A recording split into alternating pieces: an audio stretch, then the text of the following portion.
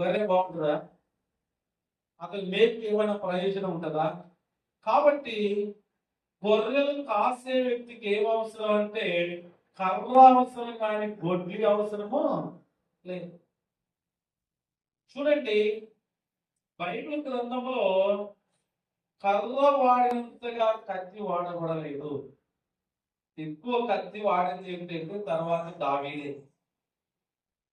ఎందుకు దావీదును దేవుడు మందిరం కట్టద్దు అన్నాడంటే కూడా కారణం అదే. ఏ కత్తితోనైతే నైపుణ్యత దావీదుకి లేదో, గొలియాతును చంపిన తర్వాత ఆ కత్తితో అతని కత్తి పట్టుకుంటే 1000 మందిని ఒకసారి చంపాడు. అంటే అంత నైపుణ్యత తర్వాత అతడు పొందాడు. కానీ యుద్ధానికి పనికొచ్చిందే కానీ దేవుడి మందిరానికి పనికిరాదు. గుర్తు పెట్టుకోవాలి.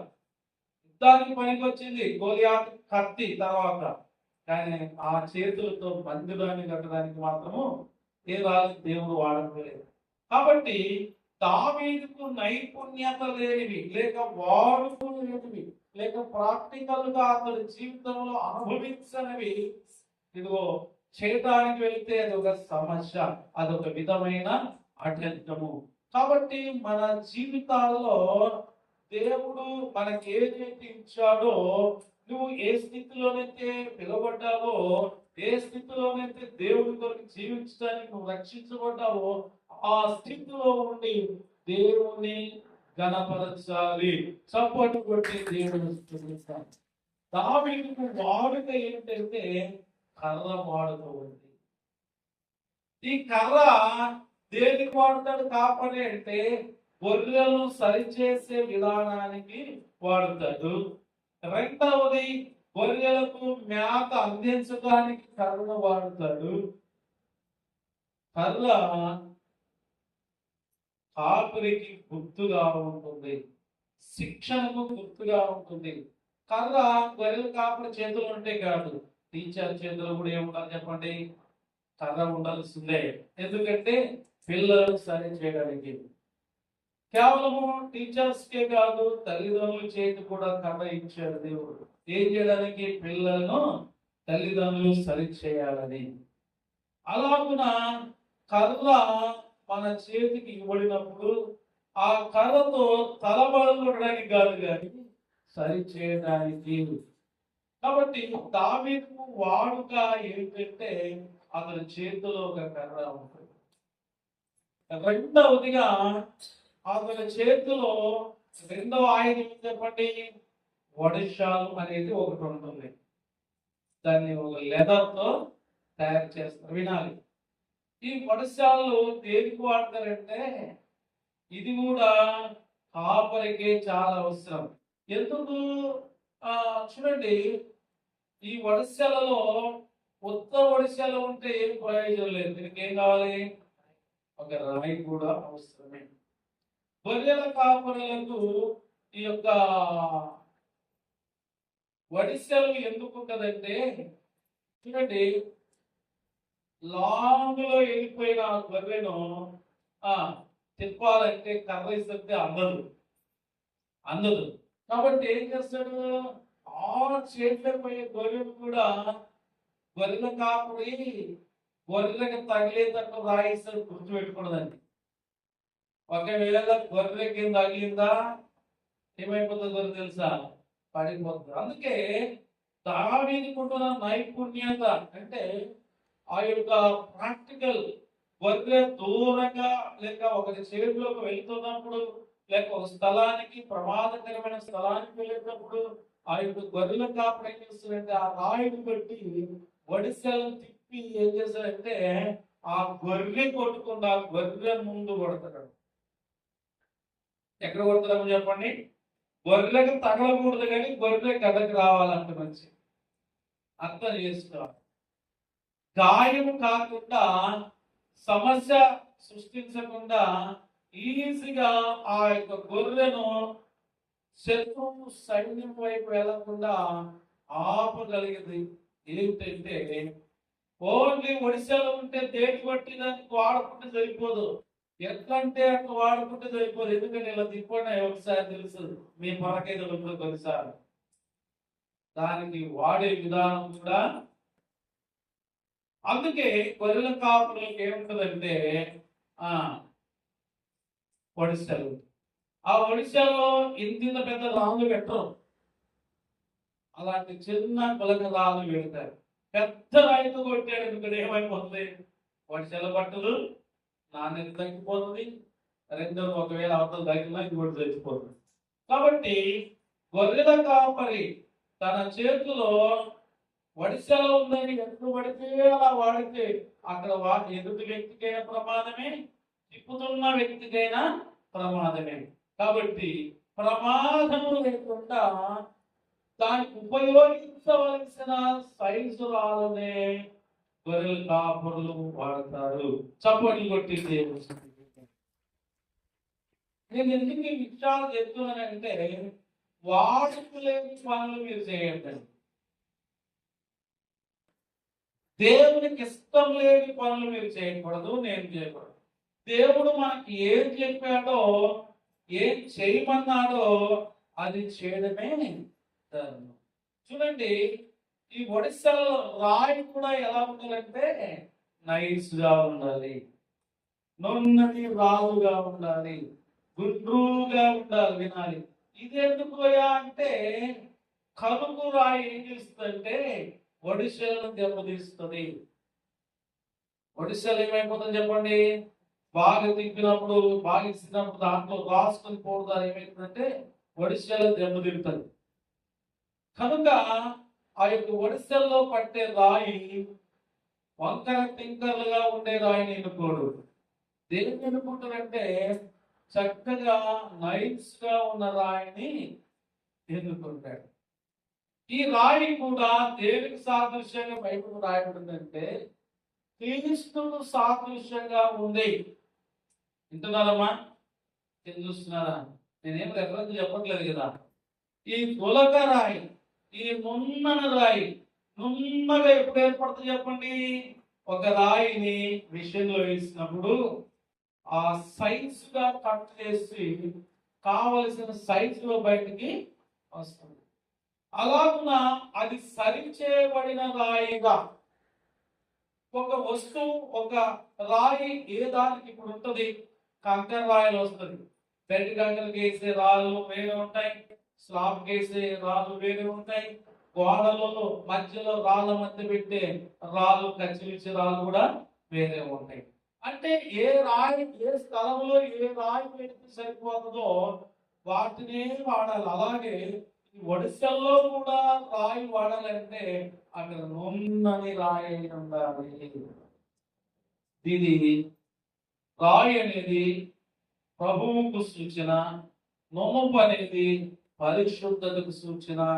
అది మనందరి వరకు ఆ రాయిగా మారిన యేసుక్రీస్తుకు సాదృశ్యంగా ఉంది.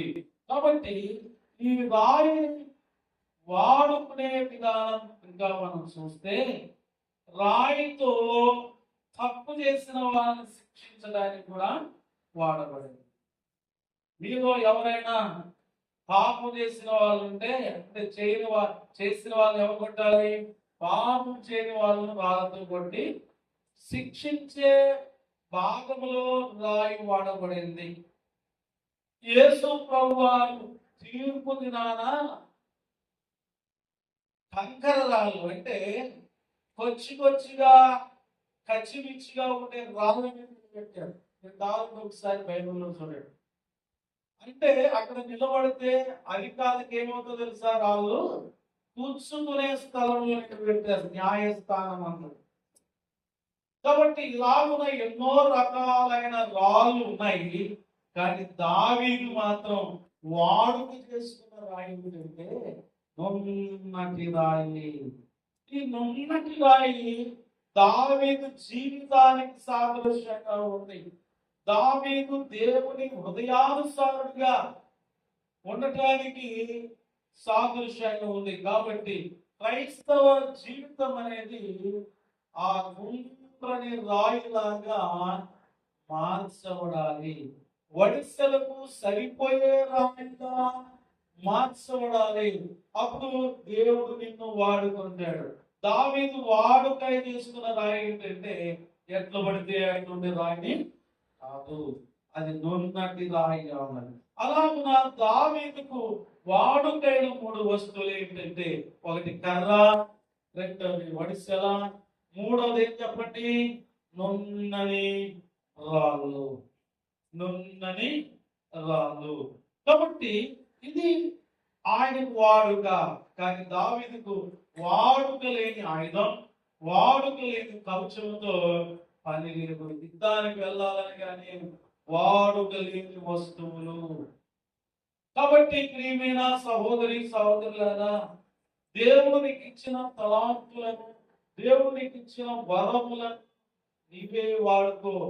ఇంకొకరి వరం నీకు అవసరము లేదని వాక్యం తెలియజేస్తుంది. చాలా విషయాలు ఉన్నాయి. అయితే 4వ ఆటంకం, దావీదు కలిగిన 4వ ఆటంకం ఏంటంటే, దావీదు ఈ విధంగా మాట్లాడుతున్నాడు. చూడండి 41వ వచనం. దావీదు ఇక్కడ మాటల యుద్ధం మనం చూస్తున్నాం. 41వ వచనం, 17వ అధ్యాయం, 1 సమూయేలు గ్రంథం 17వ అధ్యాయం 41వ వచనాన్ని చదువుకుందాం. తాను మోయివాడు తనకు ముందుగా నడవగా ఆ ఫిలిష్తీయుడు బయలుదేరి దావీదు దగ్గరకు వచ్చి చుట్టూ చూసి దావీదును కనుగొని అతడు బాలుడై ఎదుగునని వాడును రూపశీలుడై ఉండుట చూసి అతన్ని ధృవీకరించెను. చదువు. ఫిలిష్తీయుడు ఆ కర్ర తీసుకొని, నువ్వు నా మీదకి వస్తున్నావే, నేను కుక్కనా అని దావీదుతో చెప్పి తన దేవతల పేరిట దావీదును చెప్పించి. 4వ ఆటంకం ఏంటంటే, చూడండి, మీరు కొన్నిసార్లు నాకు పేపర్ చదివి అలవాటు ఉంది. నేను కొన్ని విషయాలు వింటూ ఉంటాను. ప్రపంచంలో మైక్ టైటస్ పేరేముంది, బాక్సర్ టైసన్, మైక్ టైసన్ అంటారు. అతడు ఈ యొక్క కుస్తీ బాక్సింగ్ ఆ యొక్క రింగులకు దిగగానే ఇద్దరు ఎదురుగా ఏం చేసుకుంటారు తెలుసా, ఒకరినొకరు భీకరంగా కించపరుచుకుంటారు.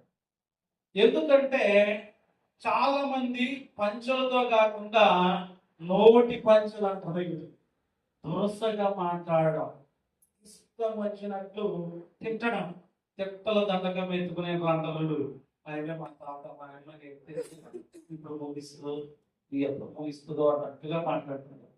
అలాగున దావీదుతో యుద్ధం చేయడానికి గోలియాతు రెడీ అయినప్పుడు గోలియాతు ఏం చేస్తున్నాడంట, ఇలా చూస్తున్నాడు, ఏమంటారు కావాలి.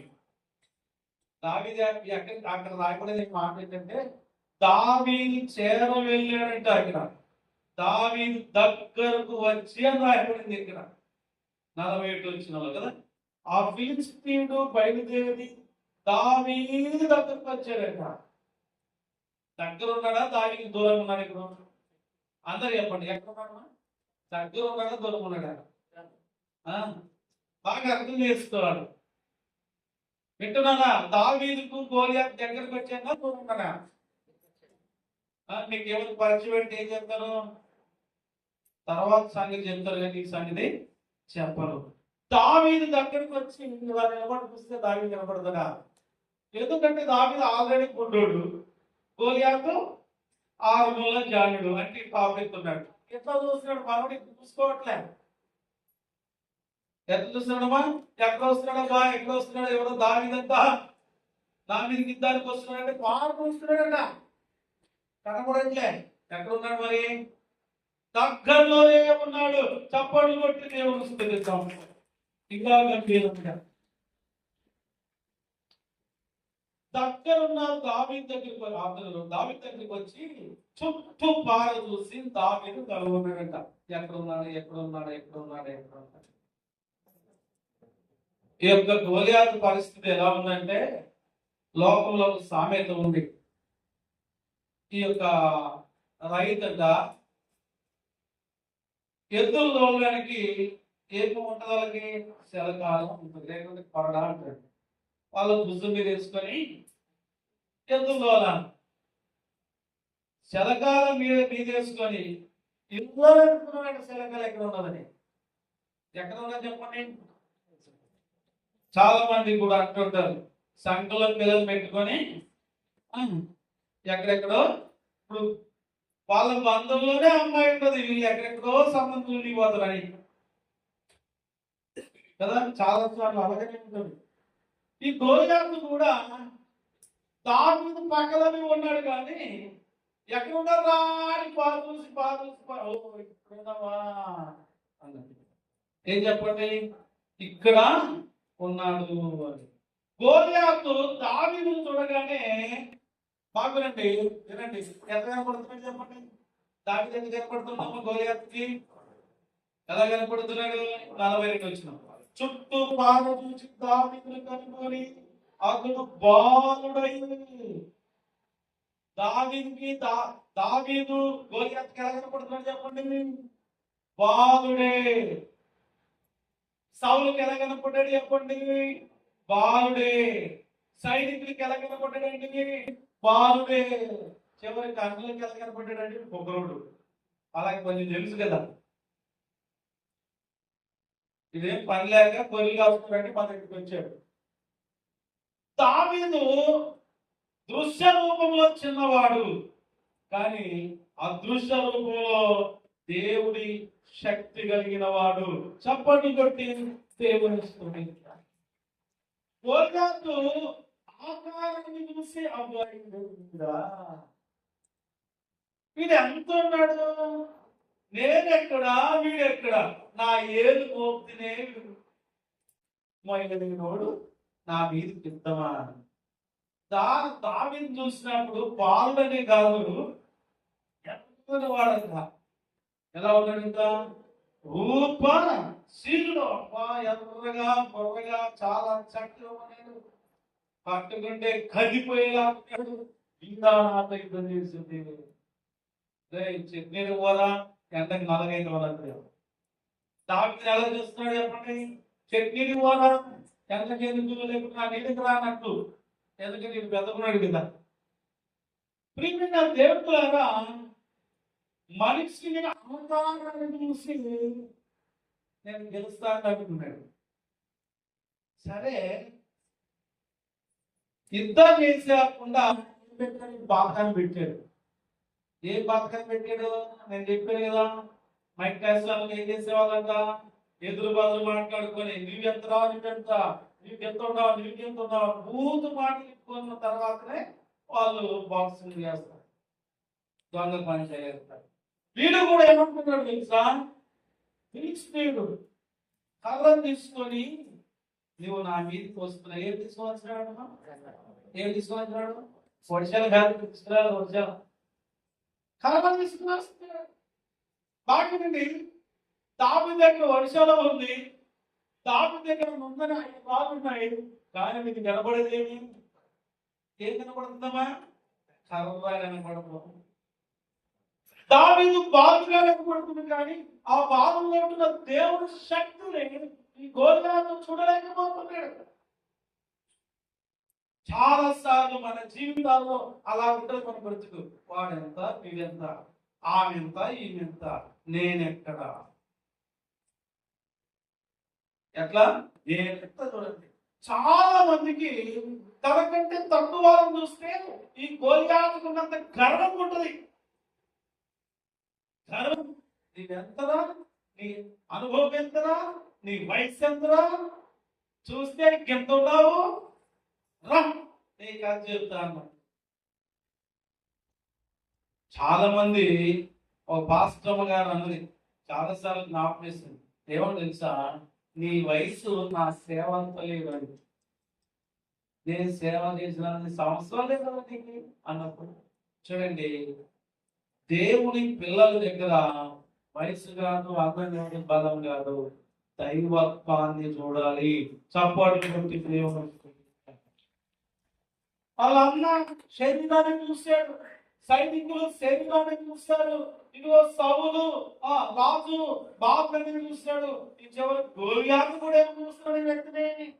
బాగులనే చూస్తున్నాడు తప్ప ఇదిగో నువ్వు ఎర్రగ పొరకుండావురా, నలిగిపోతావు నా చేతిలో, రా ఏ కర్ర తీసుకుని వస్తావు, మనం పక్కన అనుకున్నావా? పక్కన కొట్టేది కర్రతోనే కదండి. నిజంగా ఒప్పుకున్నాడు, నేను పక్కన అనుకున్నావా? నిజంగా ఇశ్రాయేలు సైనికులందరూ సౌలు మహారాజుతో సహా భయపడి చచ్చిన వాళ్ళే. కానీ ఆ బాలుడైన దావీదు మాత్రము ధైర్యముతో గోలియాతు ఎదుట నిలబడ్డాడు. ప్రియమైన సహోదరి సహోదరులారా, ఇశ్రాయేలు సైనికులు ఎంతో బలమైన వాళ్ళైనప్పటికీ దావీదు గోలియాతు ఎదుట నిలబడలేకపోయారు. గోలియాతు చూడగానే వాళ్ళు గుండెలు పగిలిపోయాయి. నేను అసలు బ్రతుకుంటే వస్తాను బట్టలు తప్ప ఆ గోలియాతులో చేతిలో పడితే ఎక్కడైనా ఉంటుందా? నేను వెళ్ళను లాస్ట్కి రాజుగారికి కాలే, రాజుగారి కూడా నా వల్ల కూడా. కానీ ఆ చిన్న ఆకారంలో ఉంటున్న దావీదు గోలియాతు గోలియాతు ఇక్కడ నిమిషంలో రింగ్లో వినబడబడుతున్నాయి. ఏం చెప్పండి, ఒక్క నిమిషంలో నిన్ను బయటకు పంపిస్తారా? అయితుందా? వాడంత నైపుణ్యంగా లేకుంటే నీ దగ్గరికి వచ్చిందా? ఎవరికి కూడా తక్కువ చేసి క్రైస్తవ జీవితంలో గోలియాతు లాంటి పెద్ద సమస్య ఎప్పుడు పోవచ్చు.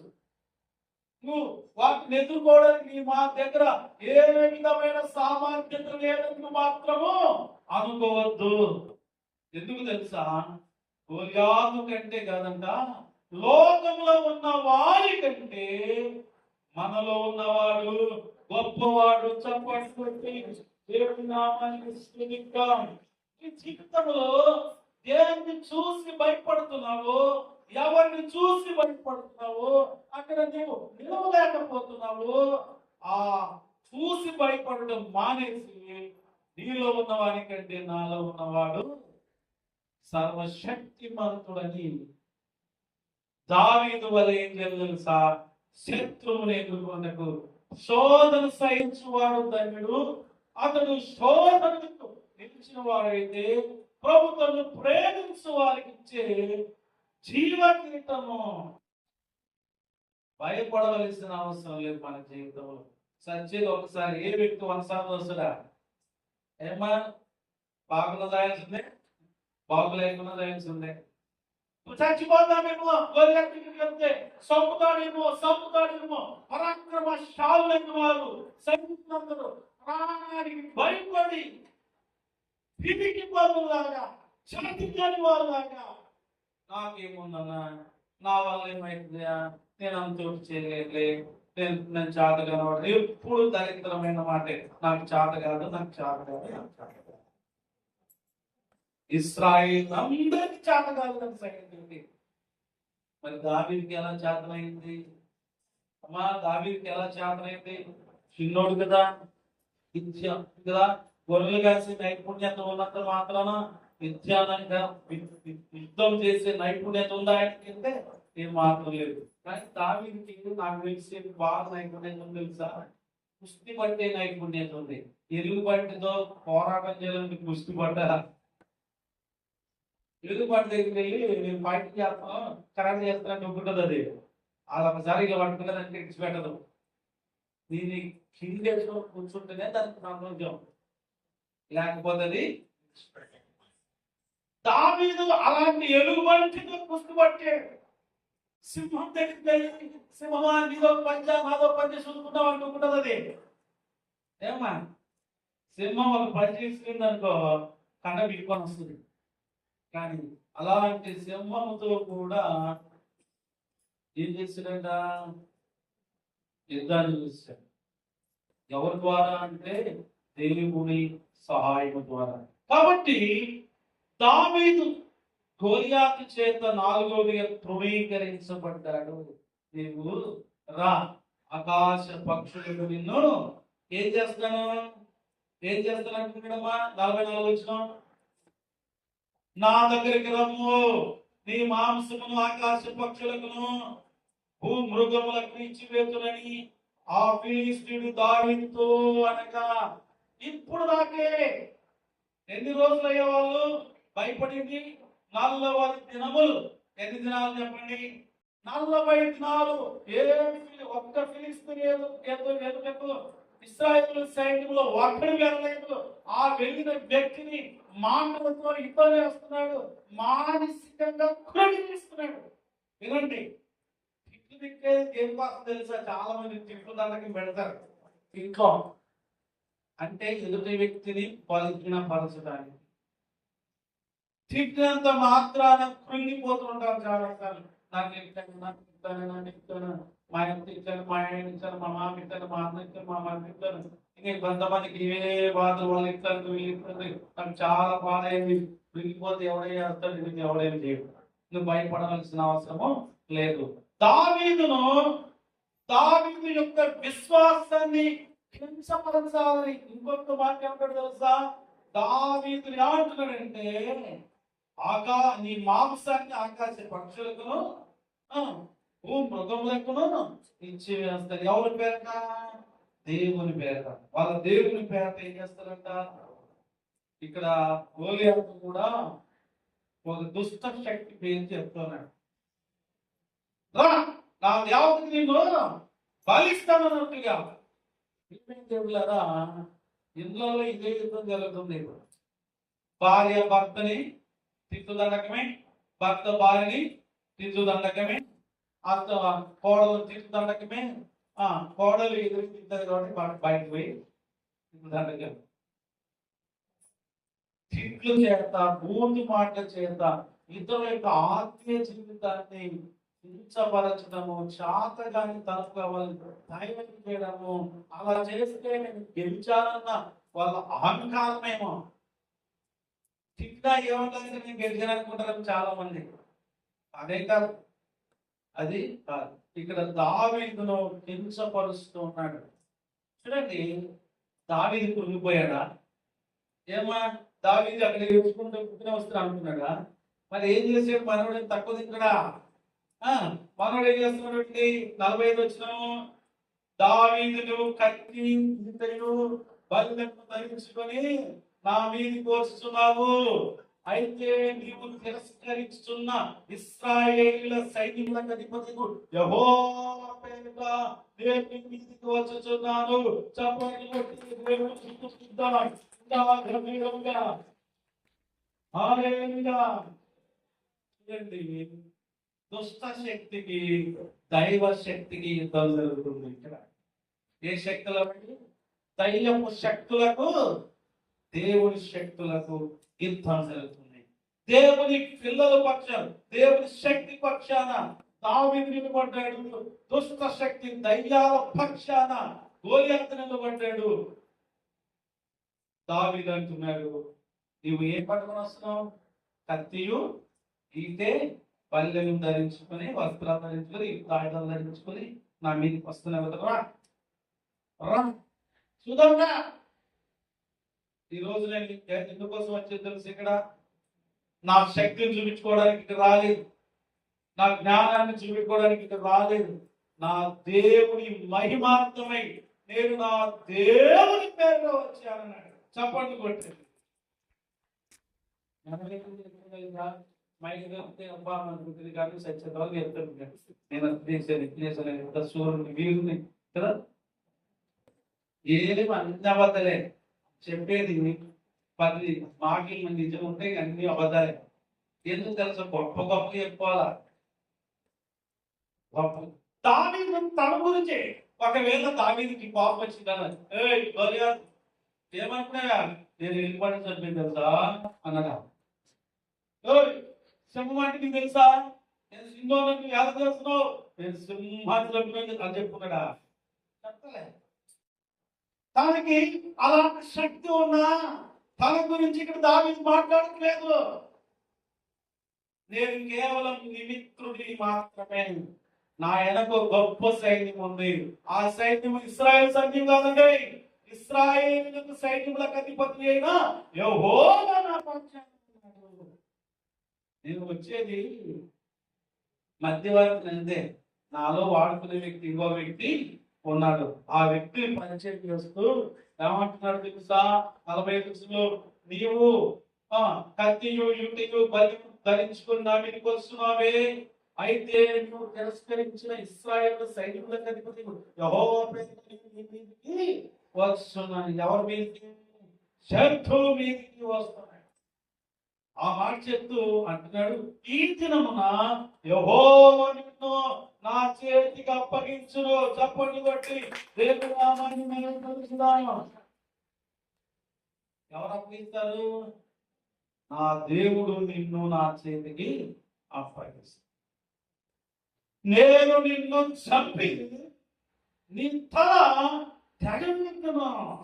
ఇశ్రాయేలులో దేవుడున్నాడని లోక నివాసులందరూ తెలుసుకున్నట్లు నేను ఈ దినమున ఫిలిష్తీయుల యొక్క కళేంబరములను ఆకాశ పక్షులను భూమృగములకు ఇచ్చి వేతును. ఎంత పౌరుషముతో మాట్లాడుతున్నాడంటే, గోలియాతు ఎంతో పౌరుషంతో కానీ అతని స్వరం కంటే ఇతని స్వరము పిట్ట చిన్నదే కానీ ఏమంట భూత ఘనంగా ఉంటానంటూ. దావీదు చిన్నవాడే, ఆకారంలో చిన్నవాడే, కానీ విశ్వాసములు దేవునిపై తనకున్న నమ్మకములు ప్రపంచంలో దావీదే గొప్పవాడు. విశ్వాసం రా చూద్దాం నేను ఎవరి పేరు కావచ్చు అంటే దేవుని నామాన్ని ఫిలిష్తీయుడైన ఒక అన్య జనునికి ప్రకటన చేశాడు. ఏం చేశాడు చెప్పండి? టైం అయిపోతుందా? ఎవరిని పరిచయం చేస్తున్నాడు? అక్కడ సౌలుకి దేవుడిని పరిచయం చేశాడు. ఇక్కడ ఫిలిష్తీయుడు గోలియాతు కూడా ఎవరి గురించి చెప్తున్నాడు? దేవుని గురించి చెప్తున్నాడు. ఇంతేకాదు నా పేరు కాదు మారిపోయేది. ఎవరి పేరు మారిపోతుంది ఇక్కడ? నేను ఈ దినమున ఫిలిష్తీయుల యొక్క కళేంబరములను ఆకాశ పక్షులను భూమృగములను ఇచ్చును. అప్పుడు యెహోవా పైన మాట రాయబడి ఇశ్రాయేలులో దేవుడు ఉన్నాడని లోక నివాసులందరూ తెలుసుకునే ఒక గొప్ప కార్యం. దావీదు ఏమంటాడంటే, ఈ రోజు నుంచి ప్రపంచమంతా నా పేరు మారుతుందని చెప్పాడా? ఎవరి పేరు మారుతుందమ్మా? దేవుని యొక్క పేరు. మనం కాదు, మన పేరు. మనం ఎప్పుడు మన పేరని ప్రతిదానికి నా పేరు లేదు, నన్ను గెలలేదు, నా పేరు రాయలేదు, నన్ను దేని గెలలేదు కదా. ఎప్పుడు మనం కనపడాలి నా పేరు. కానీ దావీదు తన పేరును వాడలేదు కానీ దేవుని పేరును అక్కడ ప్రకటించాడు. మనము ఎవరిని ప్రకటించాలంటే దేవుణ్ణి ప్రకటించాలి. మన గురించి కాదు, మన గొప్పల గురించి కాదు, మన కుటుంబం గురించి కాదు. మేము అన్ని జనుల కుటుంబంలో జన్మించిన వాడిని, దేవుడు అంటే ఇష్టం లేని విగ్రహాన్ని, నేను అన్ని జనుల కుటుంబంలో రక్షించబడ్డానని ఎవరైనా సాక్షి చెప్తే మనలో మీరు సాక్ష్యం అంటే అన్ని జనంలో నుండి రక్షించబడ్డా. అన్ని జనులు అంటే ఎవరు తెలుసు మీకు? ఏ స్థాయి ఎవరైతే తక్కువ నమ్మలేదో వాడే అని చెప్పాడు. నువ్వు చర్చలో ఉన్నా, బాప్తిజం తీసుకున్నా, ఏం చేసినా నువ్వు ఎవరు తెలుసా? యేసు ప్రభువు నీలో నాలో లేకపోతే మనమే అన్ని జనులు. కానీ ఎవరో ఎక్కడో రక్షించబడ్డారంటే అమ్మా పెద్దలు చెప్తూ ఉంటాం. కానీ నీలో ఉన్నవాడు లోకంలో ఉన్న వారి కంటే గొప్పవాడు. ఆ గొప్ప వారిని గూర్చి దావీదు ఏం చేస్తున్నట్టే గోలియాతు ప్రకటిస్తాడు. గోలియాతుకి ఏం చేస్తున్నాడు చెప్పండి? ప్రకటిస్తూ ఉన్నాడు. 46 వచనంలో మరి 47 వచనంలో మనం చూస్తే చూడండి, దావీదు మాటలకి ఇంతకీ ఎవరు గెలిచింటారంట? మాటలోనా ఎవరు గెలిచారమ్మా? దావీదు బాగా మాట్లాడి మనోడు ఊరు కొడుకుని పొరగెత్తున్నాడు. ఎట్లా ఉంటుంది సీన్ చూడండి ఒకసారి. 27 వచ్చిన చదువుకున్నాం, 28 వచ్చిన చదువుకున్నాం. ఆ ఫిలిష్తీయుడు లేచి దావీదును కలుసుకున్నట్టుగా అతనికి అతనికి ఎదురు పోగా దావీదు వారిని ఎదుర్కొన్నప్పుడు సైనికులకు అధిపతికి సైనికుల తట్టు త్వరగా పరుగెత్తుకొని పోయాడంట. ఇప్పుడు దావీదు మీదకి ఎవరు వస్తున్నారు? ఫిలిస్తీయుడు వస్తున్నాడు, గోలియాతు వస్తున్నాడు. ఇప్పుడు దావీదు ఏం చేయాలా? గోలియాతుని ఎదుర్కొన్నట్టు ఎవరి దగ్గరికి వెళ్ళాలా? రారా చూద్దాం అప్పుడు దగ్గరికి పోవాలా. మనవాడి దగ్గరికి పోయి ఏం చెప్తున్నాడు? ఇశ్రాయేలు సైన్యం ఎదుర్కొంది పెట్టుకున్నది. సినిమా చూస్తున్నారు. అక్కడ ఫిలిస్తీయులు చూస్తున్నారు, ఇక్కడ ఎవరు చూస్తున్నారు? ఇశ్రాయేలు సైన్యం చూస్తున్నారు.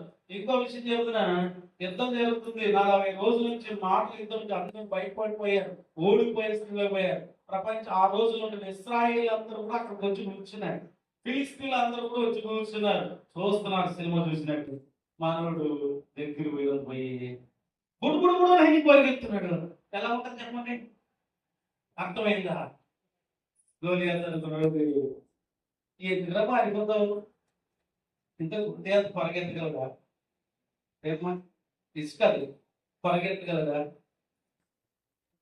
పరిగెత్తగలదో లేదు బైబిల్లో రాయబడలేదు. కానీ దావీదు ఏం చేస్తాడంటే తిరిగి సైన్యం వైపు ఏం చేస్తాడంట? అప్పుడు దాకా తన చేతులు ఏముంది? కర్రమాత్రమే ఉంది. చూడండి ఏం జరిగిందో.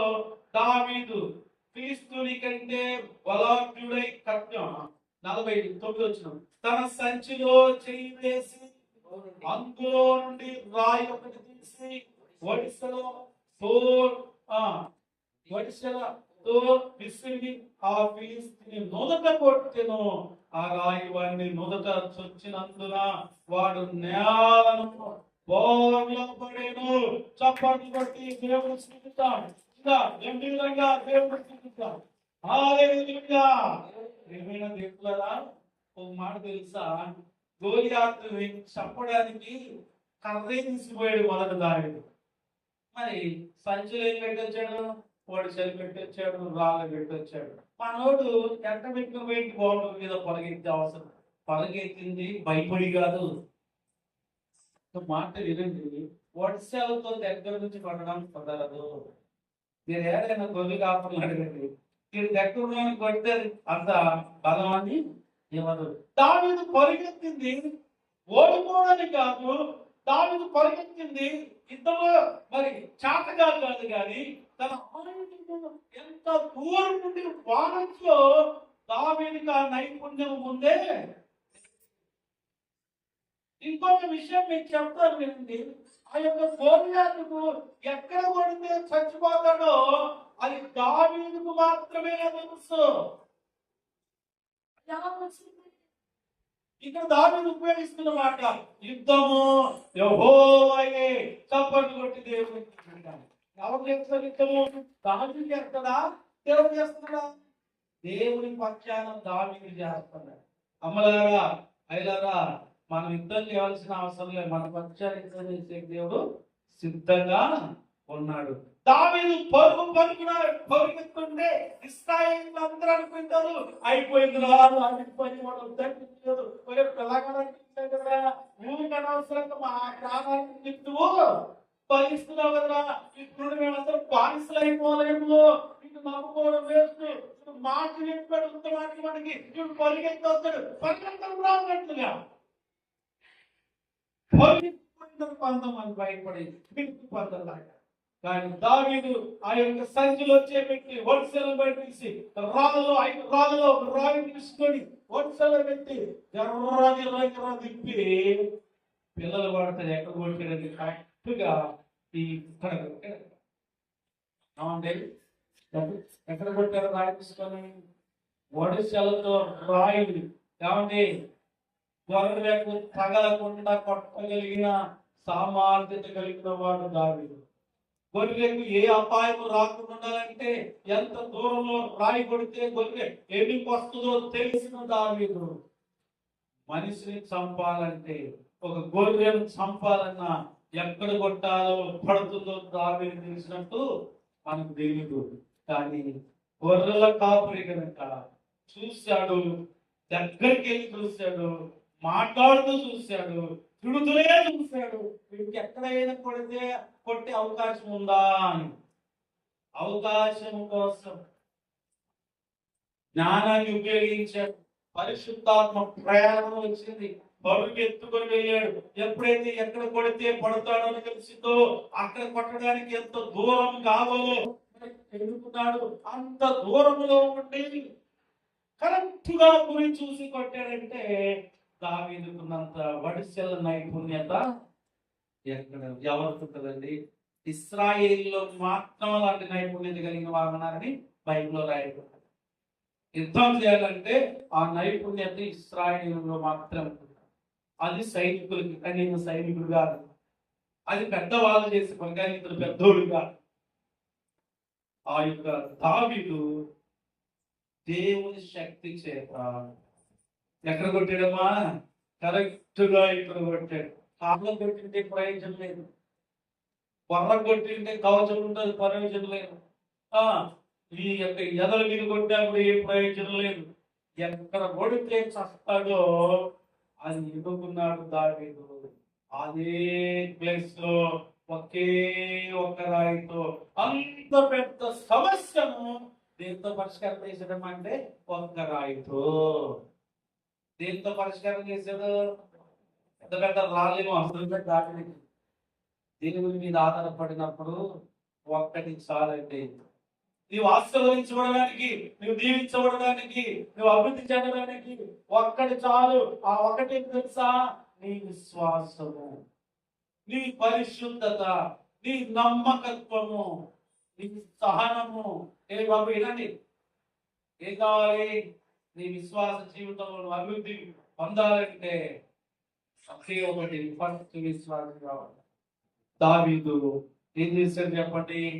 ఎంత అద్భుతమైన సంగతి అంటే 50 వచనంలో రాయబడింది, చదవండి. దావీదు ఫిలిష్తీయుని కంటే బలాఢ్యుడై ఖడ్గము లేకయే వడిసెలతోనూ రాయితోనూ ఆ ఫిలిష్తీయుని కొట్టి చంపెను. వాడు ఘోరముగా దావీదు పరిగెత్తిపోయి ఫిలిష్తీయుని మీద నిలబడి వారి కత్తి వర చూసి దానితో వారిని చంపి వాని తలను తెగవేసెను. చప్పట్లు కొట్టి దేవుని ఇక్కడ చప్పట్లు చప్పట్లు కొడతారు. హల్లెలూయా. ఒక్క రాయితో ఎంత అద్భుతమైన నాయకుడు. మాటల యుద్ధంలో ఓడిపోలేదు, చిట్లకు కురికిపోలేదు. దేవుని మీద ఆధారపడ్డాడు. యుద్ధము దేవుడు చేస్తాడు అనుకున్నాడు. దృశ్య రూపంలో దావీదున్నాడు, అక్కడ అదృశ్య రూపంలో దేవుడు ఉన్నాడు. ఏమ్మా, దావీదు ఒక రాయితో పట్టడం ఏంటి? గోలియాతు ఎలా పడ్డాడట? ఘోరలో పడ్డాడట. దావీదు కూడా ఆలస్యం చేసేవాడు కదా. లేకుంటే ఆ ఇంట్లో ఏం చేస్తున్నారు? 2 చేతుల పైకి కండలతో పెడుతూ గుండెలతో పెడుతూ చప్పాలి కొడుతుంటా ఇంకా అక్కడ పట్టించాడండి. దావీదు ఎలాంటి వాడంటే రాయితో కొడితే ఎంతసేపు ఉంటుందో మాకు? గోలియాతు లాంటి వాడికి రాయితో కొడితే కింద పడిపోయాడు అనుకోండి, లేడానికి ఎంతసేపు పడుతుంది? ఒకవేళ దావీదు ఆదర్శం చేయలేదు. కారణం ఏంటి తెలుసా? ఒక రాయి పవర్ ఎంతసేపు ఉంటుందో దావీదుకు మాత్రమే తెలుసు. అది వాడకలో ఉన్నారు. అందుకే ఆ రాయి గురి చూసి కొట్టాడు. ఎక్కడ పడితే పడిపోతుందో తెలుసు. ఆ రాయి దెబ్బ ఆ వ్యక్తికి ఎంతసేపు పనిచేస్తుందో తెలుసు. దానికి అదే సమయాన్ని ఉపయోగించుకొని గోలియాతు మీద పోగు నిలబడ్డాడంట. గోలియాతు కత్తిని తీసుకొని గోలియాతు లేపగలిగాడంటే ఆ టైంలో దావీదుకి అది లేదు. దావీదులో ఉన్న దేవుని రోషం కత్తిని లేపి కత్తితో గోలియాతును చంపేశాడు. సెకండ్లు టైం, సమయాన్ని ఉపయోగించే దాంట్లో దావీదుకు మంచి నైపుణ్యత. మనకు సమయాన్ని ఎలా వృధా చేయాలో నైపుణ్యత ఉంది, అవునా లేదా? మనం అంతా వేస్తాం, టైం వేస్ట్. ఏ బ్రదర్ టైం పాస్ కాదు కదా, మనకంతా టైం పాస్ ఉన్నాం. మనం కానీ దావీదు పైకి పాట చేస్తే వాళ్ళు లేస్తాడు బాబు. వాళ్ళు లేస్తే ఇశ్రాయేల్ అందరూ బానిసలైతారు. కాబట్టి వాడు లేయకూడదు. లేయకూడదు అంటే ఏం చేయాలి? పడుకోవాలంటే ఏం చేయాలి?